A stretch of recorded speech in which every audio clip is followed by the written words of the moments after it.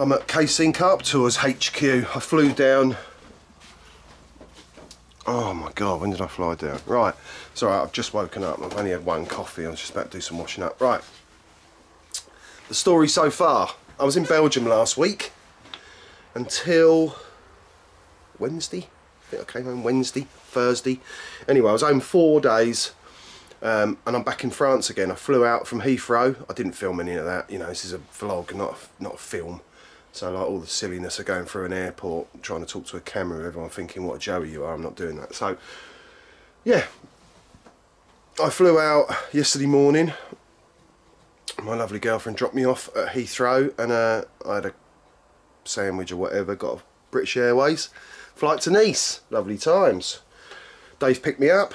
Back to HQ. There's a couple of lads here from Dartford way, Kent lads. They're fishing. They've just gone off for the day. We had a spag. Dave made us a nice spaghetti bolognese last night, and we had a glass of wine and a good chat and everything.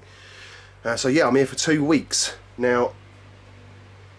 It's going to be a difficult one this 2 weeks. I'm actually here not for my own fishing really. I'm here for 2 weeks, but actually a week of that I'm guiding someone. And no, before you, I don't do paid guiding or anything like that. That's not my style. But I am taking a bloke fishing for a week, trying to catch him a Cassien carp. There was a charity auction, and he bid to fish for me and paid a considerable amount of money, and that money was already used to save a little girl's life, which is brilliant, amazing. I feel really happy to be able to do that. To be able to give my time for a worthwhile cause. I don't do loads of charity stuff. I do my bit, but I've got no problem doing it. Do you know what I mean? If I can give something back, that's great. On the lovely campsite. This is all Dave's kit. You know, it's lovely here. I always look forward to coming back here, and you've got a lovely place to chill and cook, and the boys stay in there and that, but I always like to go in here in my mozzie dome outside, or outside as you can get under the lean-to, but it's all mega. But anyway, I'm here. I've got my tot, I've got a bag of leads, I've got my tackle box, I bought me reels, and I've got some leader and some floats and stuff like that. Dave's got all the kit here anyway if you need to use it. Most of the time you don't need to bring anything really, he's got it all here for you. But yeah, he's just gone off to drop the boys down the lake. They're probably going to go to the Baker's, get some breakfast. Something we've learned over the years here is not to rush. Do you know what I mean? You can get up at 3 in the morning and go looking, and that is very rarely stands you in good stead. Far better is to get up, have a nice breakfast and a crack here, then go to the Baker's on the way, and then Dave will drop you at the lake. You haven't even got to do anything. He literally like takes the Land Rover down to the lake, backs the boat in, you get out the cab with your coffee and your bag of Danish pastries or whatever, jump in the boat and you're off. It is literally living the dream. That used to be the biggest for me, was like lugging the batteries down the bank and having to blow the boat up every day and all that. It's a proper palaver. Well, all that palaver's all taken away from you when you come and do it this way. So yeah, I'm going to keep up to speed. I'll do a bit of video, and it's not going to be like the last vlog was super fish heavy. I caught loads, and I was a bit fished out at the end of it, to be honest. I even came back a bit early, so I'm not too worried about catching much on this trip, which is a good thing, because rarely do you catch loads at Cassien. It's difficult. It is really difficult, or can be. I had a really good trip here last year. Was it last summer or summer before, with mate Mick? But same thing again. We ended up going out late. We weren't going out till it was so brutally hot. I remember sitting in here last year, and what's it saying at the minute? I mean, it's only saying it's still morning, but it's saying 20 odd degrees on the thing. But I've seen that up there off the end of the scale at 50 something degrees. So hot in here, you couldn't, well, just, it's hard to explain. But you're on a terrace. These are old olive terraces where they've made these campsites. And when you're away from the lake, you're up in the hills and that. Sometimes that can be deathly with no breeze. And when it's hot, like, you just want to die. And really the best place to be is at the lake, because there's always a little bit of breeze at the lake, and it's cooler. So yeah, I'll catch up with you later.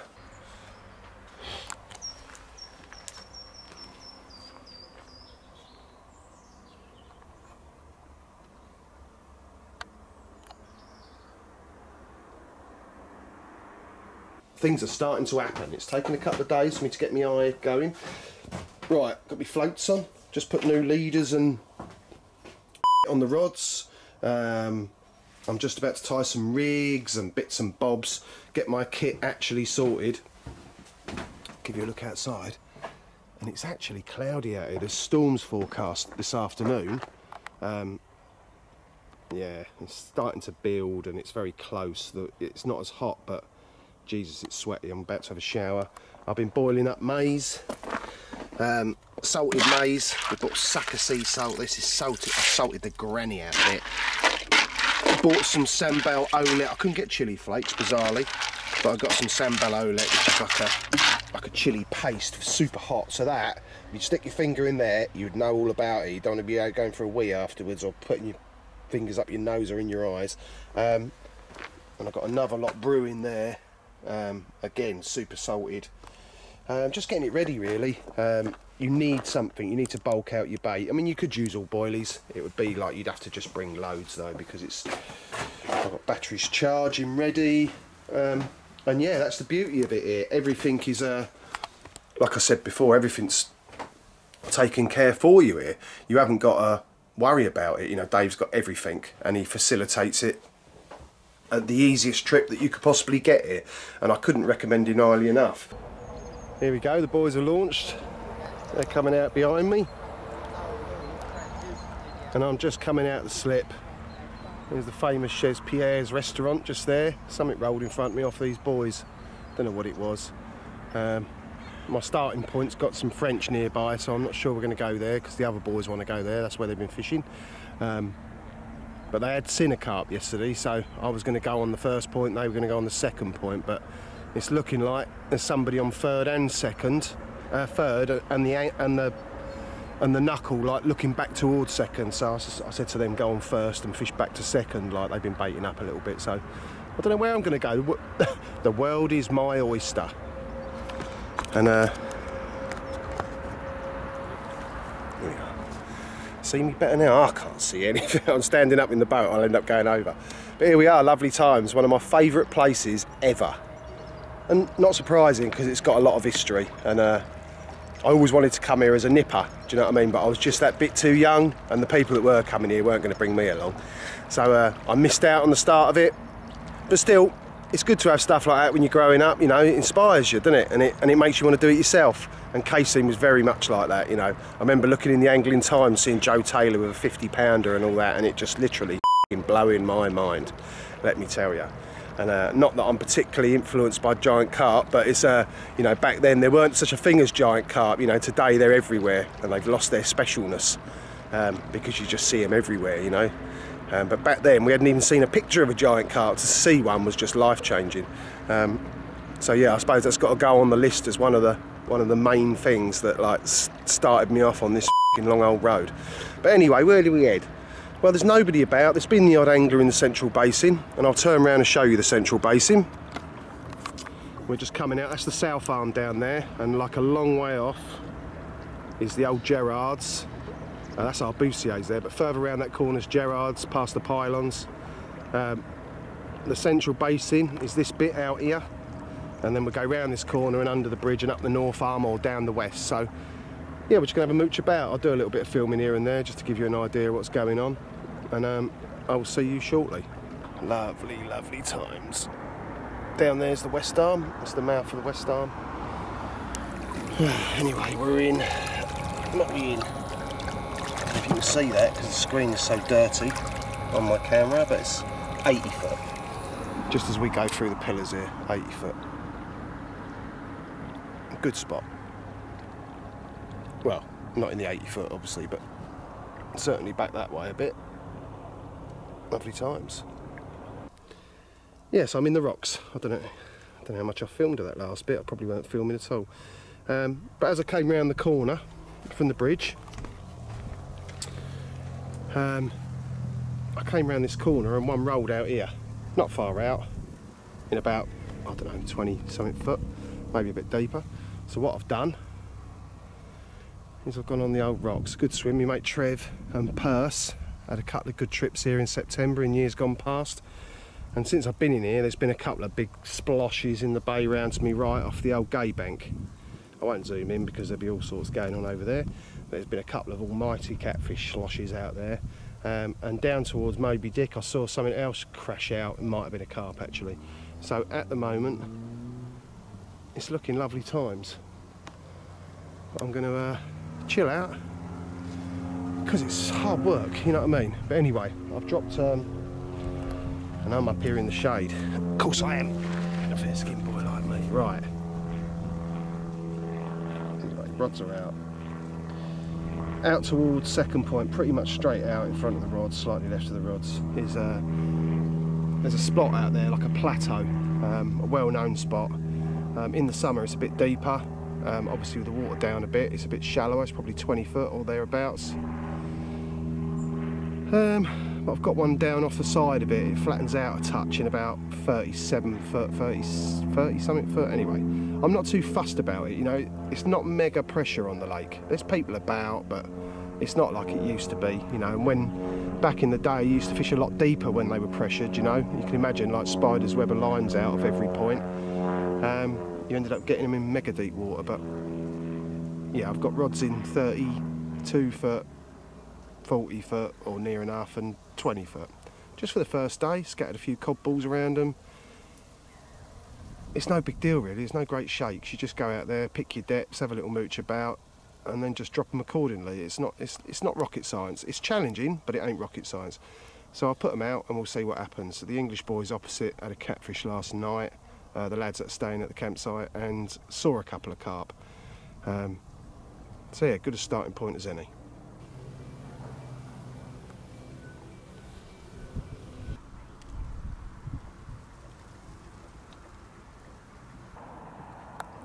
Now, the sun sets on my first day on the Great Lake. And what a lovely day it's been, let me tell you.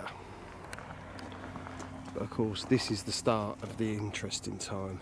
I've taken the buzzers out, rods are sitting on the deck with the bells on. I've seen lots today, quite a lot of carp as it happens, and they've been the old gay banks over there, and there has been all sorts of carrying on going on. I saw some quite disturbing things earlier, so I've sort of come around the corner a bit more so I can't see them. But the trouble is, just the other side of that point, you can see up there, somebody's night fishing. There's a little dinghy in the edge. I'm at full zoom, so forgive the wobbly hand stuff. But they have been showing in that bay, just round that point, all afternoon. I must have seen 20 shows. You know, a lot of the time you hear them, big deep booms, but you don't see nothing. But I've seen quite a few big yellow things this afternoon, a couple of big white things, and they're definitely carp, they're not catfish. This morning,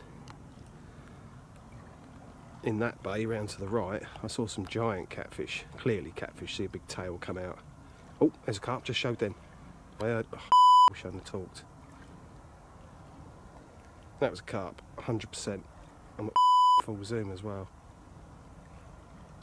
But yeah, they're out there. That's definitely a group of carp. I don't know how many there is, but they've been showing quite well. I reckon there's probably a dozen carp or something, maybe 10, who knows. But they've been showing in roughly the same spot. But what a lovely evening, look, looking up the old lake. You don't realise how high those hills are in the distance, but nothing grows on them, which should tell you everything. They're much higher than you imagine. It gives a bit of scale to the place. There's a big bit of water. But yeah, this is the old exciting time on this lake, I tell you. You sit all day catching waiting. Oh, one of them's got one, I think. Look, they've just gone running down to the boat, and he's out in the boat. They've had a bite. They're carp. I knew they were carp. Oh, hang on, let me see if I can get him. There's the bloke on the bank. One's just gone out in the boat. I think he's had a bite. In fact, I'm sure he's had a bite. So I'm going to stop recording because I want to have a look through my bins. I'll speak to you in a bit. Well, morning. Didn't get none last night, as good as it looked. Once it actually got dark, they were booming like mad round the point from, yeah, you got the boys call it Bay, but the gay bank, we call it the new gay bank. The old gay bank used to be in the West Arm years ago, but they've sort of moved themselves over that. Anyway, yeah, the two French that were in there, I spoke to another English bloke at the slipway last night. He said they've been in there all week. They've been night fishing all week. And it's a little bit of the lake. I think it's because it's the gay bank, it's like a bit of a safe area these days. I looked across and thought, well, perhaps tomorrow I'll go on that corner on Massimo or whatever it's called. I can't remember the actual swim now, I've never fished it. And then I thought, yeah, it's not quite my scene. Anyway, it's hard to be diplomatic, do you know what I mean? I'm trying not to be impolite or say something I shouldn't. Anyway, this is where I'm at. So I've got Steve here for a week. During his week, Casey is going to be shut for 4 of his 7 days. So he's only going to get a few days on the lake, I think, at best. So I've got to try and do something to make his trip worthwhile. Try and give him a good experience, because he's done a charitable thing. Good man. Nice one, Steve. So yeah, that's where we're at. That's where we're at. It's not going to be a fish-rich episode, that's for sure. But you know, I had a good trip to Belgium. You'll have seen that by now. That was mega, wasn't it? Oh, so I just love it in Belgium. It's close. It's great fishing. Got great friends there that are more like family than friends these days. My brother Wesley, I call him Brother Wesley because he's just might as well be a brother. I've been fishing with Wes for a long time. Again, probably 20 years. Seems mad, doesn't it? I knew him from when he sent me a picture the other day, and there was me and him and he was on. I got him in one of the magazines in England. He came over, caught a couple of nice fish in his time, and we both looked like little fresh-faced kids. Like, it's just bizarre. Life is fleeting, my friends. Let me tell you. And if there's one lesson I can instill upon all you is make hay while the sun shines. If you want to go fishing, go fishing. If you want to go to work and risk the chance that you'll be well enough when you retire to enjoy your retirement, crack on. I was never prepared to take that risk because my father worked his entire life for one company, diligently, every day. I don't think he missed a day, never sick, never. And the second they retired him, they might as well have took him out in the paddock and shot him. You know, he was an institutionalised worker. In much the same way, I've just chose a different path, but ultimately we'll end up the same. I'm an institutionalised angler. And when I'm too sick and old, if I ever get that far, not to go fishing, you might as well take me out in the paddock and shoot me as well, I should think. So anyway, Nick's life lessons. But yeah, of course, I'll be going home. Start of October, I'm going to have a couple of weeks fishing off my boat, perching, maybe a bit of barbling. But again, dependent on the, you know, as an angler, it's like everything's dependent on. We could have a load of rain at home by the time I get home and the river be completely in flood and unfishable. It always seems to be the way. Sod's law, isn't it? You're always tested, that's for sure. It doesn't matter where you are, what you're fishing for, how experienced you are. It can be tested in fishing at times. So I'll be going home. I don't know if you'll see much of that. I'd like to film a bit of perching, do you know what I mean? Because it's magical. It's boys' own stuff, and it watching a float, like bobbing around with a little live bait on it and that. It's magical. So maybe I'll film a bit of that. Maybe I won't. But one thing's for sure, I will be back out pretty quickly in October. So I'll own, you know, it was 4 days at home last time. Next time it might be as much as 2 weeks. But I'll be coming back to France, whether that's with somebody or on my own. I just can't help myself. I'm an addict, a proper addict. I just can't stop. So, and then November, I could be back down here in November. It's certainly a better time, November to Christmas down here. Once it quietens down and the water temperature starts to drop, it's harder work because the days are shorter. But a few of the boys are coming down here, and you never know, I might tag along. And if not, I've got a week with my friend Mick Murray at Shantycock. Which will be good. It's an easy week for me. It's only a 3-hour drive, and again, like I said, I've got to be mindful about the dough because I live a millionaire lifestyle on peanuts. so anyway, lovely times. I'll catch you in a bit. Well, my second day on the lake. And it's a nice day. We had seriously carpy weather last night. It rained all night. And today I'm with my guest Steve, and we are in the lovely South Arm. And there we are over there. Literally next point down from Gerard's, a famous old place, the restaurant where everyone used to come and go from. And here we go. It's better, isn't it? Right. Yeah, that's looking up. Back towards the slipway where we've come from, start of the central basin. Then we made our way down, seeing lots of fish on the sounder. Not that I'm a big believer in fish on the sounder, but everything we did see is at pretty regulated depth, and in the past that stood me in great stead. You know, in the summers I used to boat about and you'd see loads of fish, whether they were carp or small fish, and they'd all often be at a set depth. Well, since it's rained, and we're using a chirp sounder today, a different sounder, we're using the big boat, the other lads have gone home now. And yeah, everything we've been seeing has been in 30 to 35 foot, pretty much all of everything. And the south arm is very different in as much as it's a lot shallower than the rest of the lake. So even though we're fishing out in the middle of the arm, we're only in 36s, 38 foot. So it's just common sense really. We just spread the rods everywhere between those depths, between 30 and upper 30s, you know. The last couple of carp that I've known caught, well, an English bloke had a 38 common last week from I think 32 foot. And the other English lads had a 34 pounder in the North Arm, again from 32, 34 foot, might have been 36 foot, but you get the picture.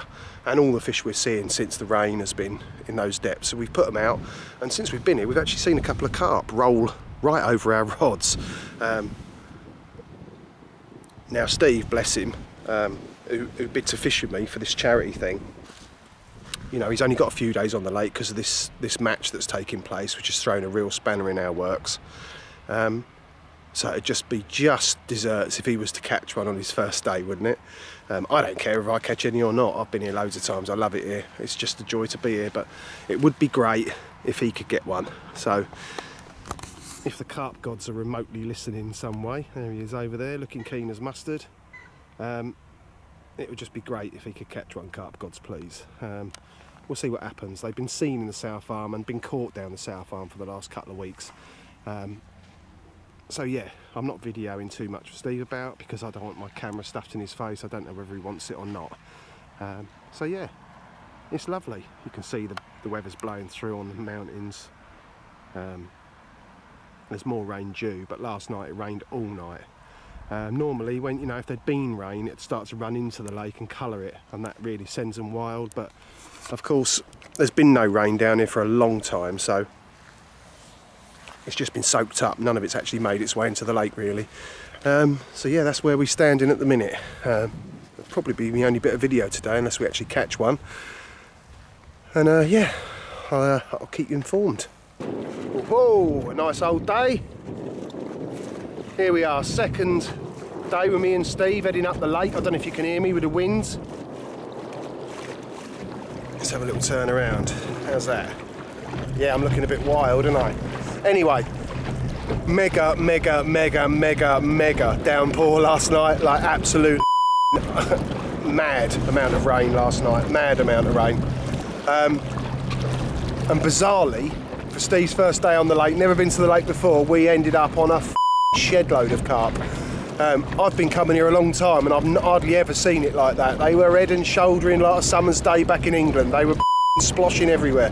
And it was weird because where we were, they were all in front of us. Like, we saw them left and right of us up to a few hundred yards either way, but the bulk of them were right on us.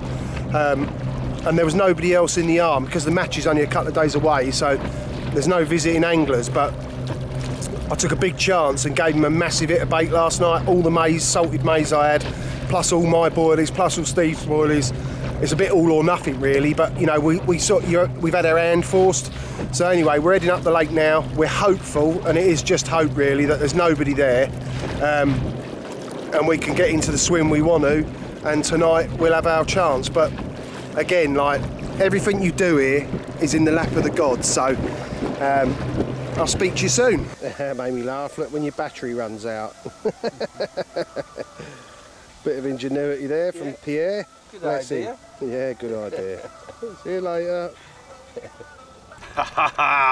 Yes. Yes, we got the up. We got one. Wicked. Second day, we kept on and we see him. We took a big risk baiting up and getting a chance to get back on where we were. Yes. When we got back in here, Steve's walked round the corner. There's a little bay. They've been jumping in front of us through the afternoons. He said, I'm seeing him around there. I'm going to put a rod out. He's put his rod out. Oh. He's got the only fully scaled in the lake, I think. What do you reckon, Steve? Oh, mate, I'm just over the moon. KC magic, mate. KC magic. See magic. I'm really pleased for you, brother. That's excellent. Mate. Lovely. Absolutely brilliant. Another beautiful KC evening. Lovely place.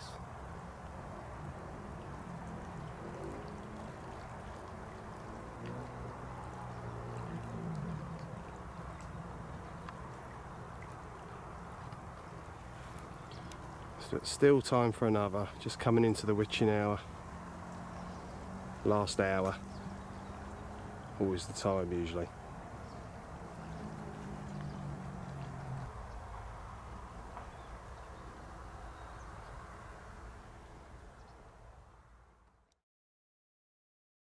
Well, I'm out, but I ain't carp fishing. We've had loads of rain, haven't we? I'm doing a bit of perch fishing, and I didn't want to go to the lengths of live baits. Got myself a pot of lobs. Thought I'd just go and have an hour on my boat. I had an hour on my boat. River was just totaled, couldn't hold bottom. Loads of rubbish coming down. So I came up to the canal near my house, and I'm getting bites now, so I've got to be a bit. But anyway, in there, in the net. There's one real big one. I don't know how big he is yet. Probably 3.5 pound. I don't know. And one a bit smaller. Not quite a bit smaller, to be fair. But anyway, I'll show you him in a minute. Well, there he is. There's the biggest one so far. If you can you see him? I hate this thing. Do you know what I mean? Hate it. Anyway, how big do you reckon he is? He's 3 pounds and 6 ounces. And his mate, I ain't even going to bother weighing. He's beautiful, isn't he? Look at that. Lovely.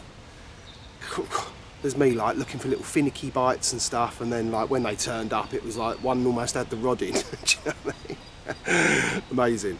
But yeah, plump. This one's plump. I thought it was going to be a bit bigger because he's like, you know, that's proper stout old perch, you know what I mean? Proper. But anyway, I'll tell you what, the perch fishing has just been, I'm so paranoid, just incredible. There's another great big one. Isn't he lovely, that one? I can't remember what this one is. He looked bigger than all the others. I've had a load of big ones, Jesus. I'm paranoid about people. And like you get paranoid like that. Anyway, I'm going to get this back and get out of here. If you wonder why my stuff is a bit disjointed, like I'm at KC, oh, I'm down the canal, Carp, perch fishing, it's because man, stuff happens, I'm telling you. Right. Yeah, I was at KC and I couldn't really film too much. I got the impression the lad I was taking fishing, Steve, you know, he didn't really want to be on camera, and I don't blame him. He was after a nice few days relaxing fishing at a lake he'd always wanted to fish. So, paranoid, Nick, paranoid. Anyway, look, I'm going to get out of here before you bring it on top for me. So anyway, yeah, I had an absolute net full of perch then, and when I hooked that one, it came up in the water and it looked massive, and I quickly went for the net, and I must have dropped the net, and when I picked it up there was only one 3-pounder left in it and a small one. The rest of them had got out. It's been carnage, I tell you, proper perch carnage. But anyway, I'm signing off. If you don't see me, it's because I'm up to something.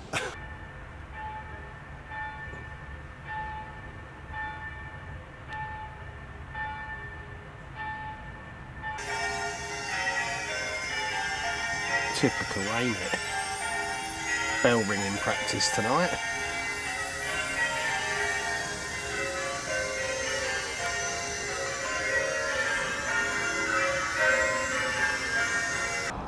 Cold night. Oh, let me tell ya.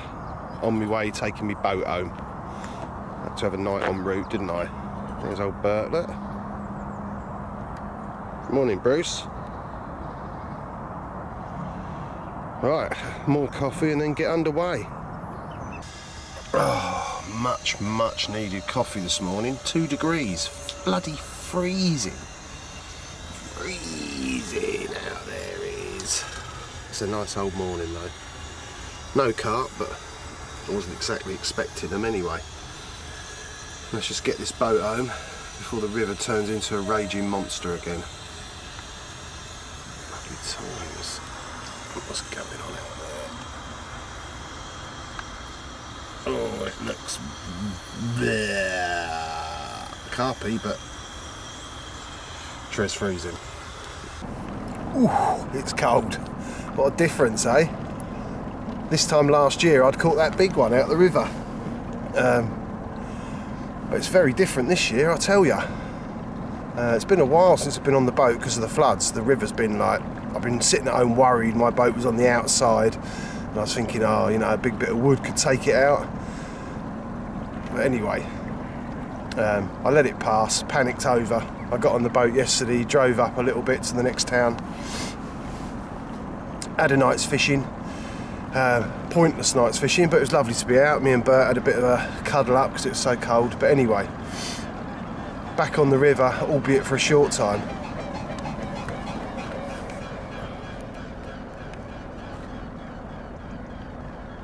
A lot of this is still pushing through, I tell you. Really difficult to steer the boat, keeps trying to push me into the wall. But yeah, still got a long way to run off yet. That's the plan, Stan. Get the boat out today, fingers crossed all goes well. It's been fine on the river all summer. I haven't used it, obviously after last year and everything that happened. I was a bit rivered out. I'd given it my all for a bit. But of course, as soon as you come back on like last night, I was loving it, just loving it. There's just something about it, isn't there, the river? It's so evocative, like, of just your childhood and when carp fishing was really exciting, well, when all fishing was really exciting to you. And yeah, I felt it last night. It was freezing. I sat there with a curry. Well, I had a curry. Bert had his grub, and I was watching the telly. And like, it was cold. I had to shut the windows up, put the back up, and we had the candles on and the heater going. It was lovely. Do you know what I mean? And that's the thing about having a boat. Like, it's a bit like dabbling with hard drugs. It sounds mad, but you have to be very careful if you're playing with fire because you will get burned. And I certainly felt it on the boat. You become it. You know, it's your whole world is this little cabin, and it becomes insular, and you don't want to speak to anybody else, and you don't want to go back to reality. You just want to stay on your boat and fish all week. And I did do that for a sustained period. But all that happens is you start looking for bigger boats, thinking, oh, if I could get a little bit of a bigger boat, then I could stay here. It'd be great. I wouldn't have to go home. Going home? What do you want to go home for? Stay on the river, and all that starts creeping into your head. And like I said, the longer you spend on your own in a boat, it's very addictive. It's addictive, really, really addictive, and you have to be careful. So yeah, not doing it all year this year was probably a very good thing.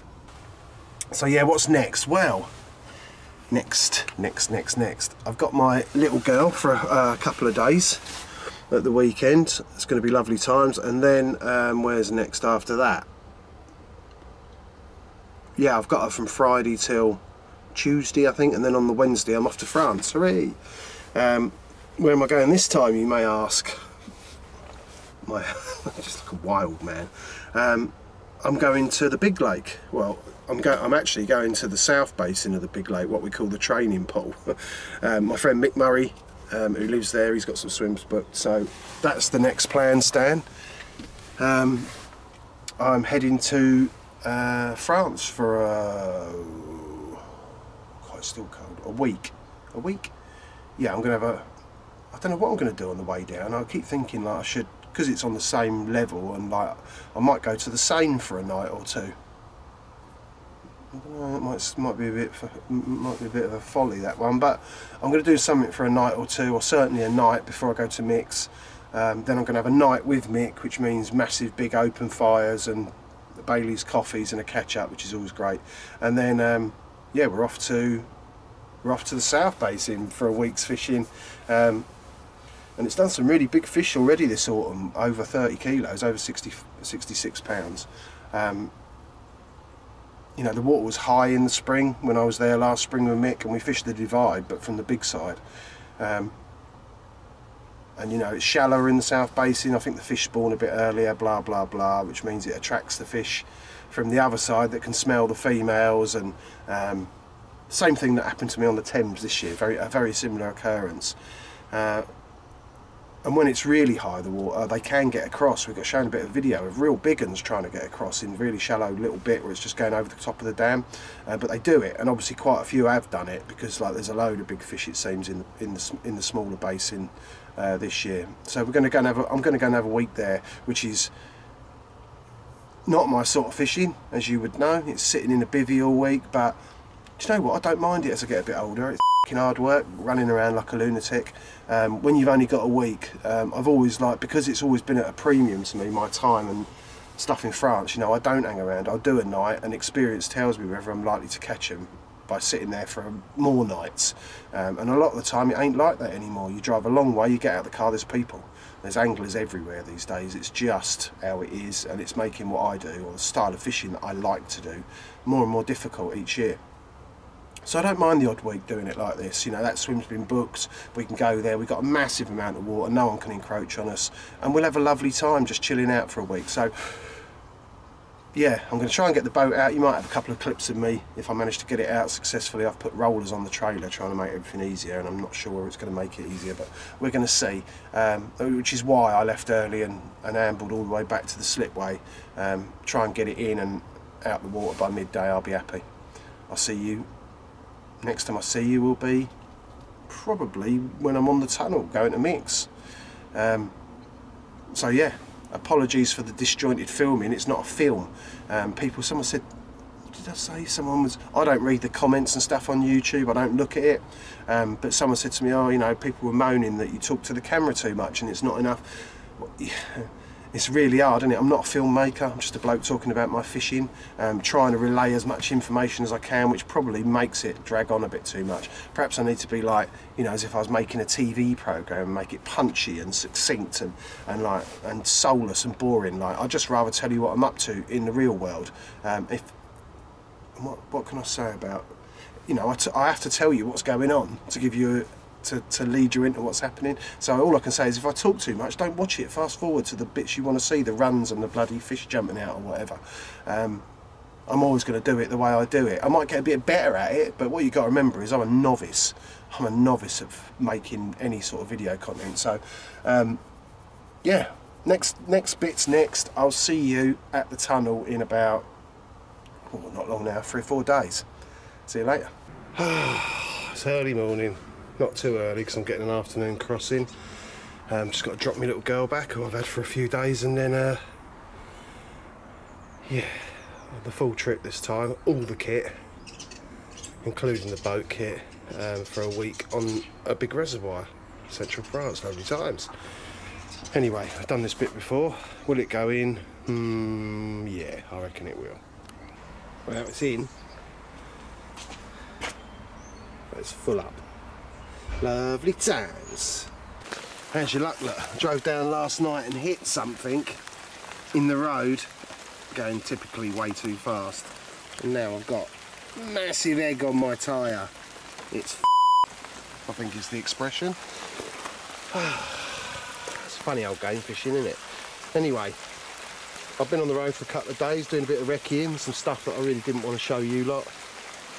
In another part of France, and now I'm at my mate Mick's. We had a lovely night last night, Bailey's coffee, big roaring fire. Anyway, the kit's all in the motor, we're off. Start our week's fishing. Quick update. I'm professional, aren't I? I'm done, look. Done, phone's on charge, rods are ready, boats are ready, Mick's ready. Bert's playing his ball. So we're ready to go, look. Been pouring the rain all morning. It's let up enough that we can get set up, so we're getting set up. And there we are, 600 odd acres of a big carpy looking reservoir. Morning. Set up, look. Yeah, I know, it's blowing outside. It's going to be quick though. Oh my god, look at it. Typically it's coming straight at me. It wasn't meant to be doing this, meant to be going down into the dam, but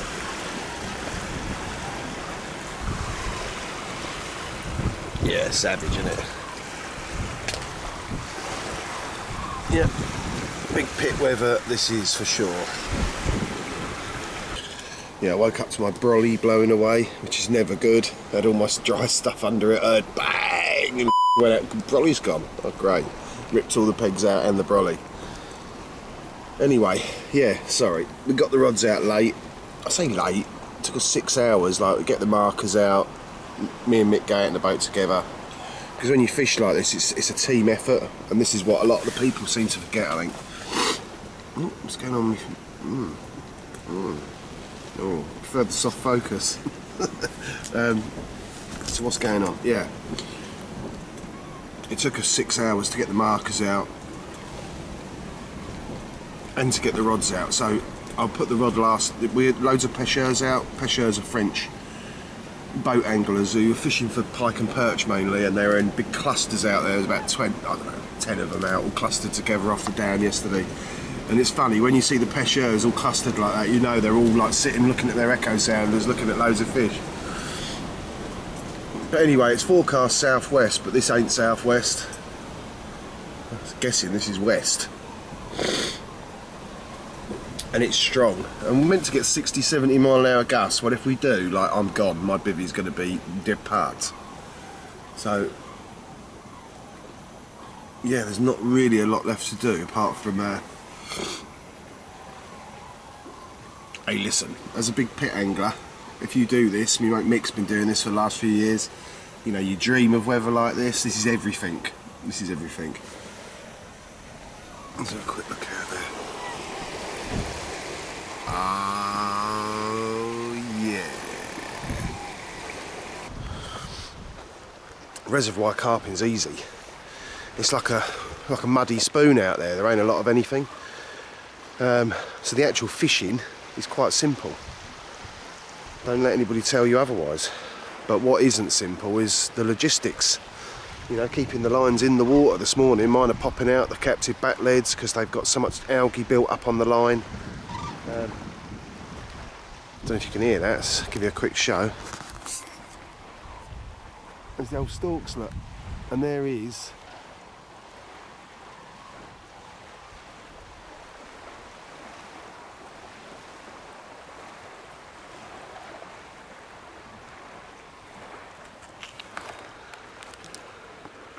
yeah, there's millions of them. They never used to come here, they come from Africa.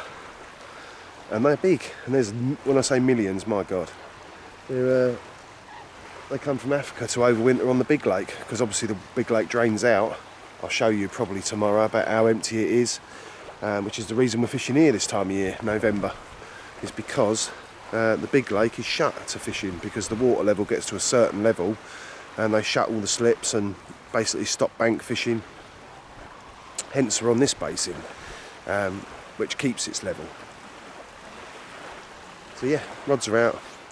I'm going into, like, you'll see me in a period of flux. I'm going from Nick mode into, like, trying to chill the f out mode and just relax, because, you know, with this sort of fishing there's not a lot you can do. You've done your bit. We've been out yesterday, we had a look at some markers, we found nice raised firm areas.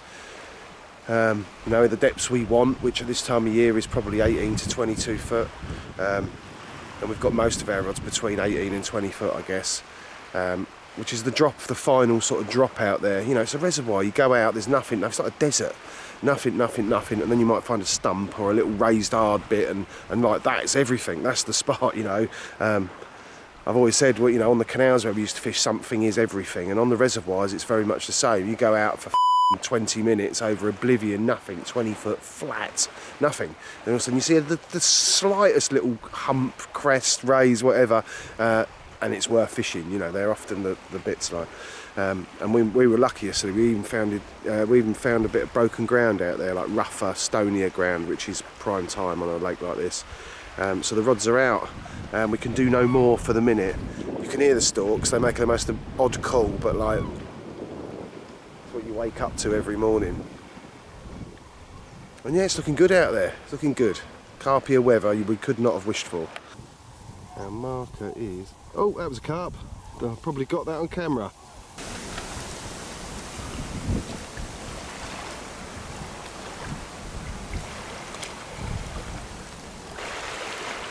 First bite in daylight.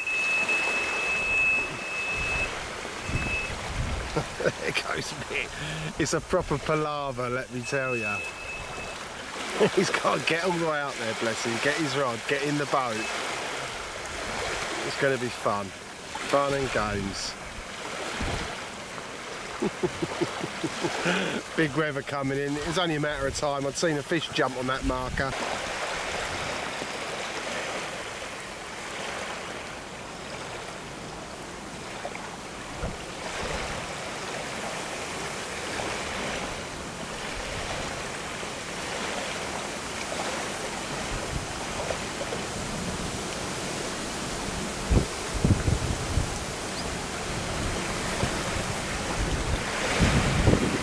Mick's a long way away.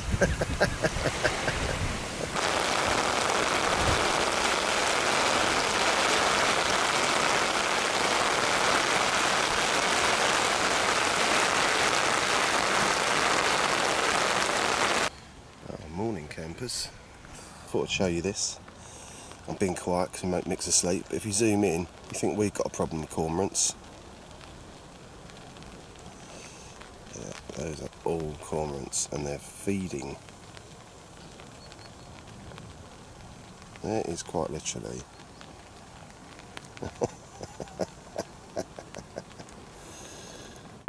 Hell, millions and millions of them. They go in a big swooping circle. See how they're all flying downwind? All the way back to the head and they all come back. It's just incredible. But anyway, on the plus side, oh, sex. Oh, hang on, there's rods missing. I still can't get over how many cormorants there are. Look at them, billions. Unbelievable, ain't it? So rich. Supports so much life, this place. The egrets and the millions of cormorants and the wading birds and Jesus, unbelievable place. Yeah, long night. Up and down a lot in the night. That's a long way to go out in a boat in the rain, the wind, in the dark, let me tell you.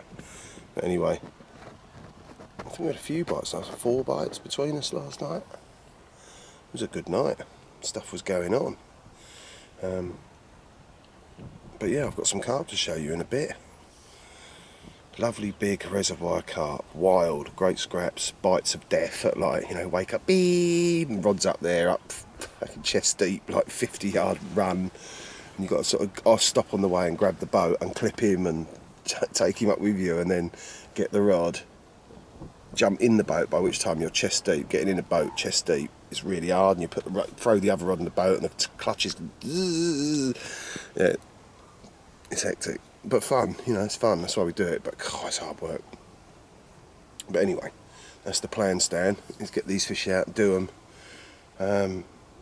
I'm going to move a few rods about today because we've had lots of bites on one marker and not a lot on others, so we've got a bit of jiggling around to do. And luckily Ross, one of the other lads, has helped me out because he speaks French, local, or as good as. Found a tyre place for me, got 2 tyres, €250. In French. Anyway, that's how it is, isn't it? But yeah, I'll see you in a minute. I've just lost one out. As soon as I got it out of the bag, it's gone, £39.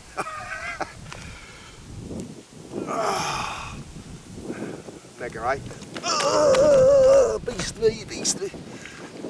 Big old reservoir carp. Oh, you can't be happy with that. That is a banger. Oh.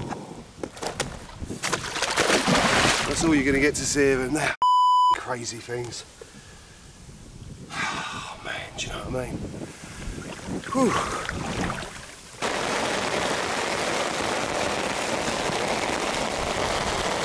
Oh man, it's horrible out there.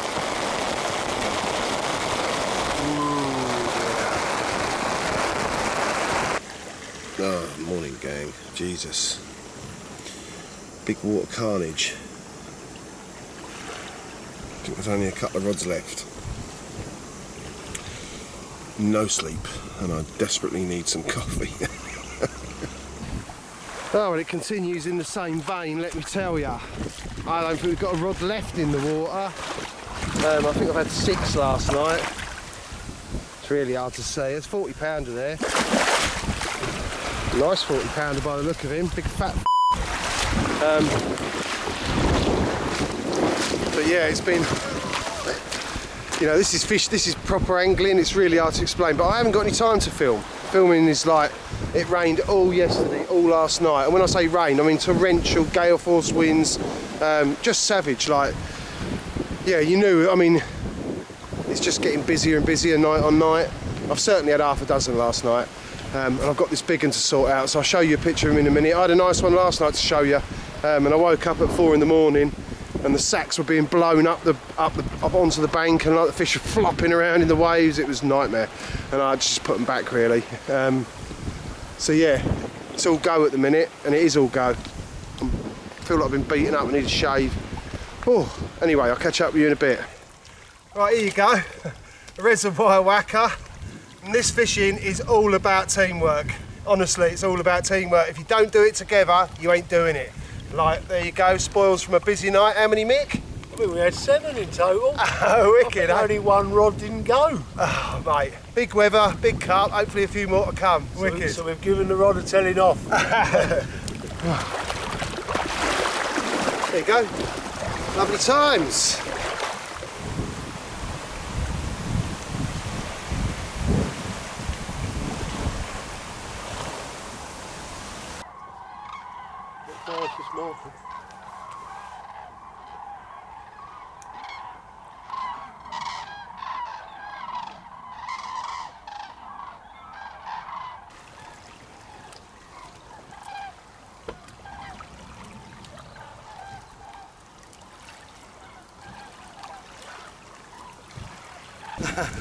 He's a cracker, isn't he? What a belter. I'm f***ing over the moon with that one. Last night, we're going to call it a night, a day early. The weather's just been unbelievable. The fishing's been unbelievable at times. We've had a good crack, good dinners, bottles of wine, and it's really hard to do this. But yeah, he's an absolute lovely one. Wind's picking up again, would you believe? It's meant to have gone cold by now. That clearly ain't happening. Ah, another busy night. I'd be glad of a shower and an open fire, wouldn't you, Mick? Yeah, for sure. Wicked. Oh, check it out, Mick. Hey, a bit of sun. Look at that, yeah. A bit of sun to end on, and a beautiful golden carp. Yeah, one more look for you. Lovely. Wicked. That's it, Mick. There we are, back to Mick's. Nice fire, glass of wine, and a proper meal. Home tomorrow. Bruce is relaxing after a hard few days. It looks like a squirrel. I haven't had a good night's sleep any night of the week. It's been, I've caught a lot of carp. We had over 20 carp, and we could have caught more. A couple of nights. It was vile, like, and what people forget is, well, you know, someone said to me before, oh, you're fishing a long way out, why do you have to fish that far out? Well, at 200 yards it's about 10 foot, and it's like, you know, it's November, water temperature's borderline 10 degrees. It wasn't, it was 14 when we got out, but it's gone down very quickly over the week with the weather we've had.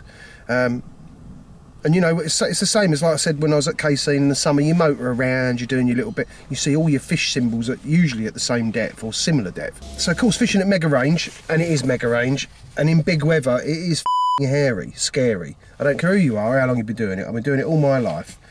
And then, you know, I've got a life jacket, but you have to wear chest waders in the boat. You're not supposed to, but if you don't wear chest waders and the boats are on anchors in chest depth water, how are you meant to get in the boat?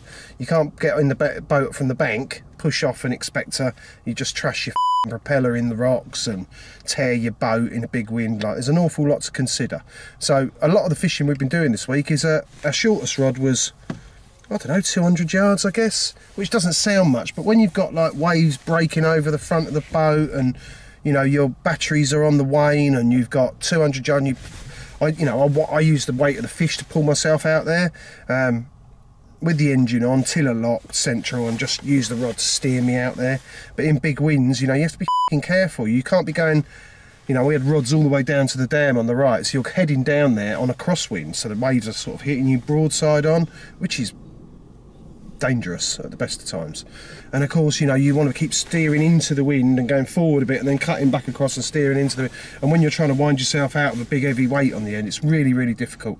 You need to be super experienced at it. Luckily, me and Mick have done a lot of it. But even so, it don't get no easier. It don't get no easier. The bigger the boat, the more stability you've got, the more weight in it, the more stability you got. You know, I'm using a dinghy under 3 metres with a lithium battery thrown in the back and a little outboard on it. You know, it's like a leaf. The only saving grace is we've got an inflatable keel on our boats, which in wind is a necessity.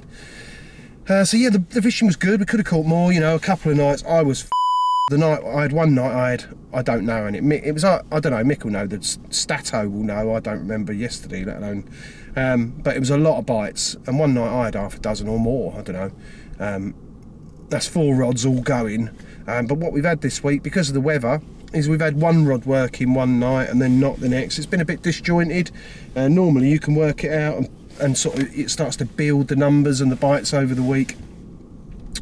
And this week it's just been really odd. It's been like that rod was doing them, that rod didn't do them, and they were out there 2 days before that one went. And but it's been very interesting. We didn't get any real big ones. The last common I had, literally, I think we were due to leave tomorrow. No, what's today? Friday?